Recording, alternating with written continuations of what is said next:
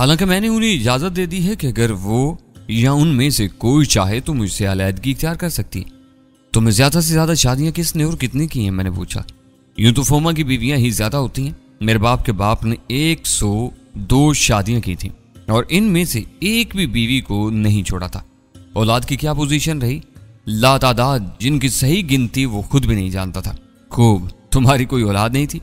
मेरी, हाँ, मेरे 2 बेटे हैं, 2 मुख्तलिफ बीवियों से, उसने जवाब दिया। खूब, तुम्हारी नहीं महबूबा, इन लोगों की आलाकार कैसे बन गए? मुझे खुद हैरत है, हालांकि वो मुझे चाहती है। मुमकिन है उसने तुम्हारे साथ फरेब ना किया हो, देवता ही जाने। अच्छा, क्या ये सारी बीवियां यकजा रहती हैं? पोमा के बहुत से झोंपड़े होते हैं और चूंकि बीवियों की तादाद अमूमन ज्यादा होती है इसलिए वो मुख्तलिफ झोंपड़ों में रहती हैं। आपस में जंग तो नहीं होती, बहुत ज्यादा होती है। बाज़ औक़ात तो ये जंग हलाकत तक पहुंच जाती है। हमारे इलाके के एक बुजुर्ग को इनकी बीवियों ने हलाक कर दिया। 24 बीवियां थी उनकी, आपस में लड़ पड़ी। वो बेचारे इनके दरमियान सुलह करवा रहे थे कि खूनखार बीवियों ने उन पर हमला कर दिया और उन्हें घोंसे और लाते मार मार कर हलाक कर दिया। मैं हंसता रहा और फिर जब मैंने फोमा की आवाज में नींद की आमेजिश पाई तो खामोश हो गया। पतवार पर बदस्तूर मेरे हाथ चल रहे थे। फिर यूं हुआ कि हवाओं का रुख अचानक बदल गया और वो उसी समत चलने लगी जिधर हम जा रहे थे। मैं उस बात से बहुत खुश हुआ और मैंने पतवार छोड़ दिया। अब हवाएं हमारी मदद कर रही थी और बजरा उसी समत जा रहा था जहां हम जाना चाहते थे। पतवार रख कर मैं बैठ गया, तब अचानक मेरी निगाह आसमान पर जा पड़ी। मेरे दोस्त मेरी जानिब निगरां थे, मुझे देखकर मुस्कुराने लगे। क्या हाल है दोस्तों, कुछ बातें करोगे? मैंने पूछा और उन्होंने इस बात में सर हिला दिया। तब फिर पहले यह बताओ कि क्या हमने सही रुख इख्तियार किया है? और सितारे इशारे करने लगे। मैंने उनके इशारे समझे तो अंदाजा हुआ कि मैं फोमा के इलाके से ज्यादा दूर नहीं हूं। बस इस इलाके के बारे में मैंने उनसे ज्यादा सवालात नहीं किए और दूसरी बातें होने लगी जो अदवार की बातें थी। और खासी रात गए तक मैं सितारों से गुफ्तगू करता रहा। रात की तारीकी में सफेदी शामिल होने लगी, फिर रोशनी फैल गई और मैंने सोने वाले दोस्त की तरफ देखा। गहरी मस्त नींद सोने वाला, सब कुछ भूल कर बेखबर हो गया था। मैंने सुबह नाश्ते के लिए मछली का बंदोबस्त करने की सोची और पानी में उतर गया। नाश्ते की तलाश में निकलने वाली कई मछलियां खुद नाश्ते का सामान बन गईं और मैं बजरे पर इनकी उछल कूद देखता रहा। फिर एक जोरदार मछली उछल कर फोमा के पेट पर जा पड़ी। काफी वजनी थी। फोमा उछल कर बैठ गया। उसने मुतहय्यराना निगाहों से चारों तरफ देखा। शायद सोने के बाद वो माहौल को भूल जाता था। फिर उसकी आंखों में माहौल की शनासाई वापस आ गई। ओह सबूता, ये शरीर मछलियां, शरीर नाश्ता कहो, मैंने मुस्कुराते हुए कहा और वो भी मुस्कुराने लगा। फिर उठकर बैठ गया। बजरे पर ऊंधे मुंह लेटकर उसने समंदर के नमकीन पानी से मुंह हाथ धोए। फिर हम दोनों ने मछलियां खाना शुरू कर दी। फोमा की आंखों में ममनूनियत के आसार थे। मछलियां खाने के बाद हमने डकारी ली। कच्ची मछलियां इतनी शानदार खुराक है कि तुम इसका तसव्वुर भी नहीं कर सकते प्रोफेसर। ये पानी की जरूरत भी पूरी कर देती हैं और जिस्म की सारी ग़िज़ाई ज़रूरियात भी। हम दोनों को खास प्यास नहीं लगी थी। तुम जिस तरह मेरी मदद कर रहे हो दोस्त, मैं तुम्हारे इस एहसान को कभी नहीं भूलूंगा। बस अब भी कुछ नहीं किया मैंने। जब तुम्हारी सरजमीन इन लोगों से पाक हो जाए तो जी भर कर ममनून हो लेना। काश ऐसा हो जाए, वो हसरत भर लहजे में बोला और मैंने खामोशी ही मुनासिब समझी। हमेशा बुलंदोबांग दावे मुनासिब नहीं होते।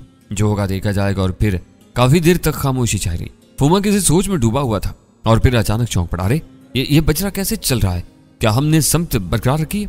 हाँ, हवाओं के रुख बदल गए हैं। ओह, ये तो उम्दा बात है। रफ्तार भी खासी तेज है। हाँ, और हम तुम्हारी बस्तियों की तरफ जा रहे हैं। तुम्हें यकीन है? वो चौंक कर बोला। हाँ, लेकिन किस तरह? इस बारे में ना पूछो तो बेहतर है। क्यों? क्योंकि मैं तुम्हें इसका सही जवाब नहीं दे सकूंगा। आखिर क्यों? मुझसे छुपाना चाहते हो? यह बात नहीं है। तुम यूं समझो कि कुछ खसूसतें मेरे अंदर दूसरे लोगों से मुख्तलिफ हैं। मेरी एक ही से खास औकात में मुस्तकबिल की पेशगोई कर देती है। मैं खुलूस दिल से तस्लीम करता हूँ। वो मैंने कहा। और वो क्यों? समंदर में तुम्हारा किसी किश्ती के बगैर होना ताज्जुब खेज नहीं है क्या? और फिर तुम्हारी ताकत, मेरा ख्याल है तुम आम इंसानों से कहीं ज्यादा ताकतवर हो। वो देखो, वो क्या है? फोमा ने मुस्तिराना अंदाज में एक तरफ इशारा किया और मैं उसके इशारे की समत देखने लगा। समंदर की सतह पर एक भूरी लकीर नजर आ रही थी और ये खुश्की की अलामत थी। जमीन है सबूता। वो फिर बोला। हाँ, जमीन है। मुमकिन है ये हमारी ही जमीन हो? 100% मुमकिन है, मैंने मजबूत लहजा में जवाब दिया। तो आओ, बजरे को और तेजी से चलाते हैं। रफ्तार तेज हो जाएगी। उसने अपने इस्तराब को छुपाने की कोशिश की और मेरे होठों पर मुस्कुराहट फैल गई। इतनी जल्दबाजी की जरूरत नहीं है फोमा, अब इस बारे में भी कुछ बातें कर ली। फासला इतना ज्यादा भी नहीं है। मैंने कहा। ओह जरूर सबूता, मैं तुम्हारी हर बात पर अमल करने के लिए तैयार हूँ। फोमा ने कहा। तुमने कहा है कि तुम्हारी बस्ती में गुस्सा आने वाले तुम्हें नापसंद करते हैं। हाँ सबूता, मेरी मौजूदा हालत यकीनन इन्हीं की वजह से है। इन्होंने मुझे हलाक करने की कोशिश की थी और अपनी दानिश तुम्हें हलाक कर दिया था। तुम्हारी मौत के बाद तुम्हारी बस्ती में क्या हुआ होगा? कोई दूसरा सरदार चुन लिया गया होगा। वो कौन हो सकता है? मेरी बस्ती का कोई ऐसा इंसान जो इनके लिए पसंदीदा होगा। ओहो, मैंने गर्दन हिलाई और फिर बोला, एक बात और बताओ, अगर तुम वापस बस्ती में पहुंच जाओ तो क्या होगा? अच्छा नहीं होगा सबूता। बिलाशुबा बेशुमार लोग इनके मती हैं, लेकिन मेरे हामियों की तादाद भी कम नहीं है। वो मेरी मदद को उठ खड़े होंगे और खूनरेजी होगी। ओह, क्या तुम्हारे साथ ही मेरा मतलब है? फोमा के लोग इस हद तक इसके साथ होंगे कि उनके लिए जंग भी कर सकते हैं? क्या बैद है? फोमा ने ठंडी सांस लेकर कहा। फिर बस्ती में पहुंचकर तुम क्या करोगे? सबसे पहले तुम्हें ये मालूम करूंगा कि ये कौन सी बस्ती है, लेकिन अगर पहचान लिए गए तो हाँ, इम्कानात हैं। मैं इसी सिलसिले में तुम्हें मशवरा देना चाहता हूँ। हाँ जरूर, फोमा ने मुस्तैदी से कहा। वो तुम्हारी बस्ती हो ना हो, बात तुम खुद को छुपाओगे। वो किस तरह? बस एक आम आदमी की हैसियत से बस्ती में दाखिल हो और पोशीदा रहकर हालात मालूम करो और फिर अपने आदमियों से मिलकर इनके खिलाफ तैयारियां करो। फोमा की आंखें मुसर्रत से चमक लगी और फिर उसने गर्मजोशी से मेरा बाजू थाम लिया। मैं अब भी नहीं जानता मेरे दोस्त कि तुम कौन हो, लेकिन न जाने क्यों मेरा दिल कहने लगा है कि तुम मेरे ख्वाबों की ताबीर हो। जर्दरू लोगों के आ जाने की वजह से मैं बेहद परेशान था। इन्होंने जिस अंदाज में अपना जाल फैलाया था, उससे मैंने अंदाजा लगाया था कि वो ज़हनी तौर पर मुझसे बरतर हैं और मुझे इनके मुकाबले के लिए सख्त मेहनत करना पड़ेगी। फिर जब मैं इनके मुकाबले में नाकाम हो गया तो मैंने तवाम के सहारे लिए थे। मैंने सोचा था कि मुझे भी कोई ऐसा दिमाग मिल जाए जो उनके मुकाबले में भरपूर तौर से काम कर सके, और तुम वही हो। बहरहाल तुम मेरे मशवरों पर अमल करने के लिए तैयार हो, यह भी कोई पूछने की बात है? समंदर में तैरना जानते हो अच्छी तरह? तब पहले अपने बदन से ये रोगन साफ करो और असली हालत में आ जाओ। जाऊं? उसने पूछा। हाँ, मैंने जवाब दिया और वो बेतकान समंदर में उतर गया। मैंने बजरे को वहां रोकने के लिए मुख्तलिफ समतों से चप्पू चलाने शुरू कर दिए और वो अपने बदन को मल मल कर उस पर से गहरे मसाले छुड़ाने लगा। काफी मुश्किल पेश आई थी, लेकिन बहरहाल वो कामयाब हो गया। खासा सुर्खो सफेद इंसान था, जाज़िबे निगाह नक्कोश का तो पहले ही अंदाजा हो गया था। थोड़ी देर के बाद वो बाहर निकला। अब वो खासा चाको चुबंद नजर आ रहा था। मैंने उसके जिस्म और चेहरे पर लगे रंगीन धब्बे साफ किए और फिर कपड़ों के इस ढेर में उसके लिए लिबास तलाश करने लगा। थोड़ी देर में उसकी हेत बिल्कुल बदल गई थी। क्या ख्याल है तुम्हारा, क्या साथी तुम्हें पहचान लेंगे? मैंने पूछा। मेरा ख्याल है मेरी शक्ल में तो कोई तब्दीली नहीं हुई। यह भी तो ठीक है, लेकिन चलो देखते हैं। कोशिश करेंगे कि दूसरों की निगाहों से बचते रहें, मैंने कहा और फोमा शाने हिलाकर खामोश हो गया। समंदर की भूरी लकीर अब सिर्फ एक लकीर न रही थी, बल्कि पिल्लाहट माइल मिट्टी की जमीन साफ नजर आने लगी थी। इस दौरान फोमा की निगाहें इंतहाई बारीक बीनी थी, इस जमीन का जायजा लेती रही थी। जब हम काफी नजदीक पहुंच गए तो फोमा ने कहा, मुझे यकीन है कि यह मेरी बस्ती नहीं है, लेकिन ये बात भी मैं दावे से कह सकता हूं कि पीली मिट्टी की जमीन का यह इलाका हमारा ही है। ठीक है फोमा, यही काफी है। वो जमीन अब कती नुमाया हो गई थी। पिलाट में सब्ज दरख्त बड़े खुशनुमा नजर आ रहे थे। मेरी निगाहें किसी सुनसान साहिल को तलाश कर रही थी। हमने एक लंबा चक्कर देकर बजरे को साहिल से लगा दिया और फिर हम दोनों नीचे उतर आए, लेकिन मैंने इस बजरे को समंदर में छोड़ना मुनासिब नहीं समझा। मुमकिन था लहरें इसे किनारे किनारे ऐसी जगह ले जाएं जहां से देख लिया जाए, और मेरा ख्याल था कि वहां के लोग कम अज कम इसे पहचान सकते हैं, क्योंकि जाहिर है उसके साथ इनकी बहुत सी यादें वाबस्ता थी। इनका सरदार इसी बजरे पर आखिरी सफर पर रवाना हुआ था। चुनांचे मैंने बजरे को किनारे से घसीट लिया। अब बहरहाल दरख्तों के तनों से बना हुआ यह बजरा इतना हल्का भी नहीं था किसी को एक आदमी उठा सके। फुमा रुककर मुझे देखने लगा था। इसका क्या करोगे, उसने पूछा, लेकिन मैंने उसे कोई जवाब दिए बगैर ये बेइंतहाई वजनी बजरा उठाया और उसे सीधा करके जमीन पर दे मारा। लकड़ियां टूट गईं और तने भी करके। फिर मैंने इन दरख्तों के गोल तने पानी में उछाल दिए। फुमा के ऊँटों पर दिल अवेज मुस्कुराहट फैली हुई थी।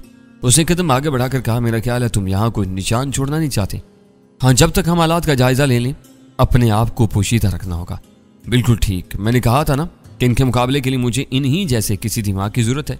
सो मेरा ख्याल है तुम इसके लिए बेहतर हो। मैं तुम्हारी दोस्ती पर नाज करता हूँ। आओ। मैंने फोमा का शाना थपथपाया और हम दोनों सरसब्ज दरख्तों के झुंड की तरफ चल पड़े।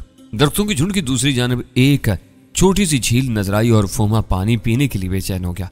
समंदर में कुछ मछलियां जरूर मिल गई थी, लेकिन पानी नहीं मिला था और फोमा बहरहाल इंसानी जरूरियात से मुबर्रा नहीं था। मैंने उसे पानी पीने से नहीं रोका, बल्कि खुद भी झील के किनारे ऊंधे मुंह लेट गया और ठंडे पानी से लुत्फ अंदोज होने लगा।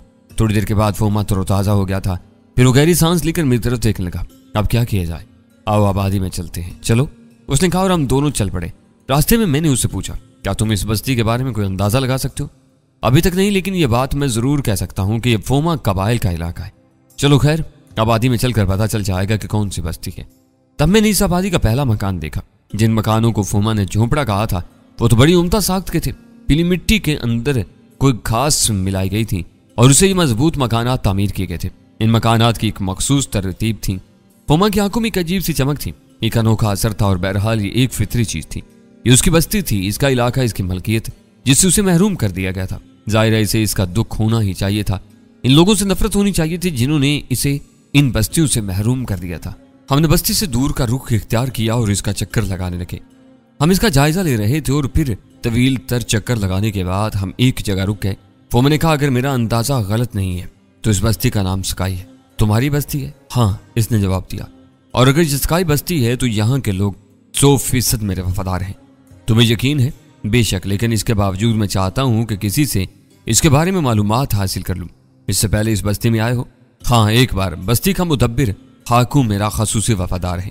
एक तवील अरसे तक मेरे पास भी रह चुका था। खूब, तो क्या तुम्हें इसका मकान मालूम है? नहीं, मकान नहीं जानता। बहरहाल पहले ये तो तय कर लिया जाए कि ये स्काई बस्ती है या नहीं, इसके बाद हाकू के बारे में मालूमात हासिल कर सकेंगे। तो फिर मालूम करो, कोई तनहा आदमी मिल जाए, क्योंकि हम दूसरों के सामने नहीं आना चाहते। ठीक है, तलाश करो। मैंने गहरी सांस लेकर कहा और फिर हम आगे बढ़ गए। पूरी बस्ती का चक्कर लगा चुके थे। थोड़ी देर के बाद वापस दरख्तों के उस झुंड के करीब पहुंच गए जहां पहले झील के करीब रुके थे। मैंने तवील सांस ली और बोला, ठीक है फोमा, अब तुम अपना काम करो, लेकिन होशियारी के साथ। मैं नहीं चाहता कि कोई तुम्हें पहचान ले। और तुम? मैं इस झील में नहाऊंगा। ओह जरूर, ठीक है, मैं पूरी कोशिश करके सारी मालूमात हासिल करूंगा। अगर मुझे देर हो जाए तो तुम किसी तरह का ख्याल न करना। या मुझे कोई खतरा नहीं है, फोमा ने कहा। ठीक है। मैंने गर्दन हिलाई और फोमा चला गया। मैं थोड़ी दूर तक उसे जाता देखता रहा और फिर गर्दन हिलाकर झील की तरफ चल पड़ा। लेकिन हमें झील के किनारे पहुंचकर एक लम्हे के लिए रुक जाना पड़ा। एक दरख्त की जड़ में कुछ कपड़े रखे हुए थे और अगर मेरा अंदाजा गलत नहीं था तो यकीनी ये जनाना लिबास था। चंद लम्हात के लिए मैं ठिठका, लेकिन फिर मेरे ज़हन में शरारत नाच उठी और मैं दूसरे किनारे पर पहुंच गया।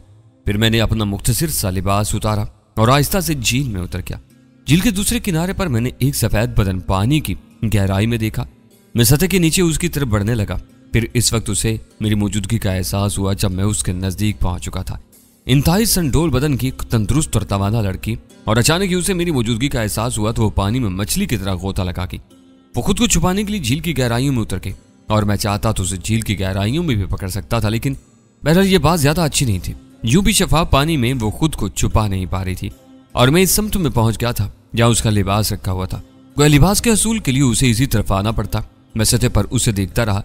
बड़ा ठोस और हसीन बदन था, कदोकामत भी खूब था। लंबे लंबे चमकीले बाल बेहद खूबसूरत लग रहे थे और उसे देखना भी काफी दिलकश महसूस हो रहा था। वो बेचैन मछली की मानिद पानी में चकराती रही। मैंने खुद उसकी तरफ बढ़ने की कोशिश नहीं की, लेकिन फिर मुझे उस पर तरस आ गया। मुमकिन है थक गई हो, इसलिए मैंने वो किनारा छोड़ दिया जिस पर उसके कपड़े रखे हुए थे। मैं तैरता हुआ दूसरे किनारे की तरफ चल पड़ा और प्रोफेसर, मैंने पानी में उससे कबल बिजली चमकते नहीं देखी थी। बिलाशुबा बस यूं ही लगा था जैसे एक सफेद लकीर एक सिरे से दूसरे सिरे तक पहुंच गई हो। इतनी बर्क रफ्तारी से पानी में किसी को तैरते मैंने पहली बार देखा था। चश्मे ज़दन में वो किनारे पर पहुंच गई। एक लम्हे के लिए ऊपर चढ़ी, लेकिन एक बार फिर मैं हैरान रह गया। मेरा ख्याल था वो सिर्फ अपने लिबास के हसूल की जदोजहद कर रही है और किनारे पर पहुंचते ही वो लिबास लेकर दरख्तों की जानिब दौड़ जाएगी, लेकिन मेरा ख्याल गलत था। कपड़ों के ढेर से उसने कोई चीज निकाली और वापस पानी में छलांग लगा दी। यह बात मेरी समझ में नहीं आई थी। उसने पानी से गर्दन निकाल कर मुझे देखा। अब मैं उसके चेहरे को भी बखूबी देख सकता था। काफी खूबसूरत लड़की थी, लेकिन इस वक्त उसका चेहरा गुस्से से आतिश फिशा बना हुआ था। फिर वो तीर की तरह मेरी तरफ आई। तब मैंने उसका जायजा लिया और उसके हाथ में एक नीम दायरे की शक्ल का खंजर देखकर मेरे होंठों पर मुस्कुराहट फैल गई। खूब, तो मौसूफा मुझसे नावाकिफ हैं और अपनी दानिश में मेरी जिंदगी खत्म करने का फैसला कर चुकी हैं। मैंने मुस्कुराते हुए सोचा, लेकिन ये चमकदार खंजर मेरे लिए क्या हकीकत रखता था। प्रोफेसर ताहम मैंने उसे मायूस करने की कोशिश नहीं की। मैं नहीं चाहता था कि उसके जहन में बेबसी उभर आए। गुस्से का यह अंदाज मुझे बहुत पसंद आया था। लड़की आन की आन में मेरे करीब पहुंच गई। उसका खंजर वाला हाथ बुलंद हुआ और मेरी गर्दन के करीब से गुजर गया। मैं पीछे हट गया था, लेकिन लड़की थी कि कयामत। बिलाशुबा उसके बदन में बरकी रो दौड़ रही थी। वो मछली की मानद पलटी और दूसरा वार कर दिया, लेकिन मैं पूरी तरह होशियार था। मैंने फिर उसका वार खाली दिया और पानी में एक तरफ चला गया, लेकिन लड़की दीवाना वार मेरी तरफ लपकती रही। यूं लगता था जैसे कि वो किसी कीमत पर मुझे जिंदा छोड़ना नहीं चाहती। वो भी किसी शार्क मछली की मानद मेरे पीछे लगी आ रही थी। करीब आकर उसने फिर मेरे ऊपर खंजर का भरपूर वार किया। प्रोफेसर, बिलाशुबा वो आम लड़की नहीं थी। जिस वहशियाना अंदाज में और जिस फुर्ती से वो हमले कर रही थी, अगर मेरी जगह कोई और होता तो अब तक उसके बदन में खंजर के 20 जख्म होते। लेकिन मैं गैर मामूली फुर्ती से उस खौफनाक बला के वार खाली दे रहा था, लेकिन इसके अंदाज में भी थकन नहीं आई थी। यूं लगता था जैसे वो इस वक्त तक मेरा पीछा नहीं छोड़ेगी जब तक मेरे बदन में लातादाद जख्म नहीं बन जाएंगे। वो बदस्तूर पलट कर हमले कर रही थी। फिर जब यह खेल तवील हो गया तो मैंने उसे खत्म करना मुनासिब समझा, और इस बार जब वो सामने से हमला आवर हुई तो मैंने पैंथरा बदल कर उसे बाजू में दबोच लिया। झील में जैसे तूफान आ गया था। ऐसी शदीद जद्दोजहद की थी उसने कि तौबा। बिलाकर मैं उसे सतह पर ले आया और फिर मैंने उसका वो हाथ पकड़ लिया जिसमें खंजर था। उसकी उंगलियां मजबूती से खंजर के दस्ते पर जमी हुई थी। मैंने उसकी कलाई की ऐसी नस दबाई कि उसकी उंगलियां बेजान हो गईं और खंजर उसके हाथ से निकल गया, लेकिन उसके मुंह से कोई आवाज नहीं निकल सकी थी। उसने एक बार भी चीखने की कोशिश नहीं की थी। अलबत्ता मेरी गिरफ्त से निकलने की कोशिश में उसने अपनी पूरी कुव्वत सर्व कर दी थी, लेकिन यह काम मुमकिन था। मुझे दबोचे हुए सतह पर ले आया और फिर मैं उसे किनारे पर ले आया, जहां लाकर मैंने उसे किनारे पर उछाल दिया और उसने लपक कर कपड़ों के ढेर को अपने बदन से लगा लिया। उसकी आंखें फरते इश्तियाल से अंगारों की तरह सुर्ख हो रही थी और वो भूखी शेरनी के से अंदाज में मुझे घूर रही थी। मेरे होंठों पर मुस्कुराहट फैल गई। जंगली बिल्ली, मैंने कहा। कंधे सुअर, वो बोली। चलो ठीक है, तारुफ हो गया, मैंने मुस्कुराते हुए कहा। कौन है तू? सुअर। इस जंगल में कहां से घुस आया? बस आ गया। सकाई बस्ती का तो है नहीं, होता तो तुमसे वाकिफ होता। मैं तुझे खुद से ऐसा वाकिफ करवाऊंगी कि जिंदगी भर याद रखेगा। मैं भी यही चाहता हूं, मैंने उसे चिढ़ाने वाले अंदाज में कहा। सूरज की कसम, मैं तेरे जिस्म से खून का एक एक कतरा बहा दूंगी। मैं तेरी आंखें फोड़ डालूंगी जिन्होंने मुझे इस हाल में देखा है। चलो कोई बात नहीं है, तुम अपने कपड़े पहन लो, दूसरे हाल में भी देख लूंगा। वो दांत पीस कर रखे। ओहो, शायद तुम्हें मालूम नहीं है कि मेरी बिनाई कमजोर है, मैं तो तुम्हें ठीक से देख भी नहीं सकता। फिर भी अगर तुम मेरे सामने कपड़े नहीं बदलना चाहती तो मैं दूसरी तरफ रुक कर लेता हूँ। मैंने हंसते हुए रुख बदल लिया। वैसी लड़की अगर मुझ पर हमला आवर भी होती तो मेरा क्या बिगाड़ लेती? और फिर जरूरी नहीं है कि उसके खंजर के अलावा उसके पास कोई दूसरा हथियार भी हो जिसे मैंने झील में फेंक दिया था। वैसे तुम्हारा नाम क्या है? मैंने पूछा, लेकिन जाहिर है उसी लड़की मेरे सवाल का क्या जवाब देती। जब मैंने महसूस किया कि वो अब कपड़े बदल चुकी होगी तो रुख बदल लिया और फिर मैं मुस्कुराए बगैर नहीं रह सका। लड़की गायब थी। गालबन उसने भाग जाना ही मुनासिब समझा था। मैंने निशाने हिलाए। अगर इस बस्ती की है तो जाएगी कहाँ? उम्दा लड़की थी, मेरी पसंद के मुताबिक, वैसी खूनखार और ताकतवर। लगता था जैसे वो मुझसे जरा बराबर भी मुतासर न हुई हो। और ऐसे लोग मुझे पसंद आते थे। जैसे लड़की ने बस्ती का नाम सकाई ही लिया था, जिससे अंदाजा हो जाता था कि यह बस्ती फोमा ही की है, क्योंकि फोमा ने भी यही कहा था कि अगर ये सकाई बस्ती है तो यहाँ इसे बहुत सी आसानियां मिल जाएंगी। बहरहाल मैं लड़की को तलाश करने के लिए कहीं दूर नहीं जाना चाहता था, क्योंकि फोमा को इसी जगह पर वापस आना था। काफी देर के बाद फोमा वापस आ गया। मैं एक दरख्त की आड़ में था और वो मुंह उठा उठा कर चारों तरफ देख रहा था। तब मैंने उसे आवाज दी और वो मेरी तरफ चला। क्या खबर लाए हो फोमा? मैंने मुस्कुराते हुए पूछा। अच्छी खबर, ये बस्ती सकाई ही है। हाँ, लेकिन तुम्हें कैसे मालूम? बस पता चल गया। कैफे से? नहीं, बस्ती के एक फर्द से मुलाकात हो गई थी। अरे कहाँ? इसी झील पर। कौन था? नाम बताया था? नहीं, बस एक दिलचस्प मुलाकात हुई थी। उसने तुम्हारे बारे में पूछा। हाँ। तुमने क्या जवाब दिया? कुछ नहीं, बस उसने मुझे एक नया नाम दे दिया, जंगली सुअर। मैं हंस पड़ा और फोमा के चेहरे पर गुस्से के तासरात नजर आने लगे। वो मेरी तरफ देखता हुआ बोला, जिसने भी तुम्हें ये अल्फाज दिए हैं उसे सजा दी जाएगी, ये मेरी बस्ती है।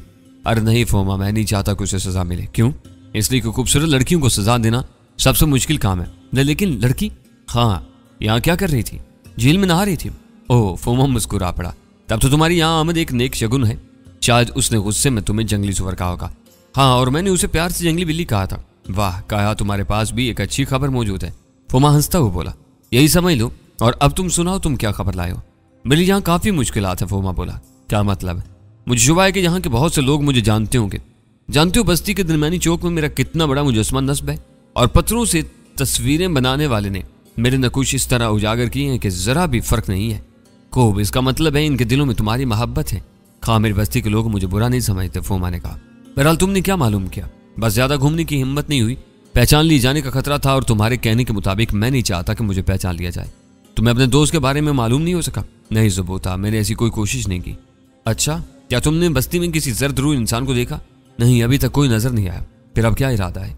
तुम्हें मेरी मदद करना होगी ज़ुबैदा। हाँ बताओ। अब मैं यहाँ रुकूंगा और तुम बस्ती में जाओगे। बस्ती में हाकू कोई गैर मारूफ इंसान ना होगा। वो बड़ा मुदब्बिर है, लोगों के मामलात के फैसले करता है और इनकी बीमारियों का इलाज भी करता है। इसलिए तुम किसी से उसके बारे में पूछोगे तो वो जरूर तुम्हें इसका पता बता देगा। ठीक है, मैं ये काम किए देता हूँ, मैंने जवाब दिया। शुक्रिया मेरे दोस्त। बस अब तुम जाओ। मैं चाहता हूँ कि रात हाकू के घर पर ही गुजारी जाए। और मैं बस्ती की तरफ चल पड़ा।